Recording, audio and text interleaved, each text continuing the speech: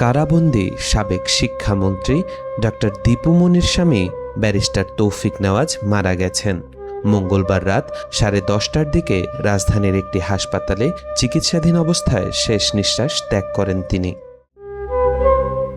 দীপু মনির বড় ভাই জেআর ওয়াদুদ টিপু বিষয়টি নিশ্চিত করে বলেন, রাত 10:27 মারা যান তৌফিক নেওয়াজ। দীর্ঘদিন ধরে তিনি হাসপাতালে চিকিৎসা নিচ্ছিলেন। কোথায় কখন দাফন ও জানাজা হবে তা পরে সিদ্ধান্ত হবে বলেও জানান টিপু। জানা যায় 2019 সালে স্ট্রোক করেন তৌফিক নেওয়াজ। গত 27 মে হুইলচেয়ারে করে কারাবন্দী স্ত্রীর সঙ্গে দেখা করাতে তাকে আদালতে নিয়ে গিয়েছিলেন স্বজনরা। পেশায় সুপ্রিম কোর্টের আইনজীবী ছিলেন তৌফিক নেওয়াজ।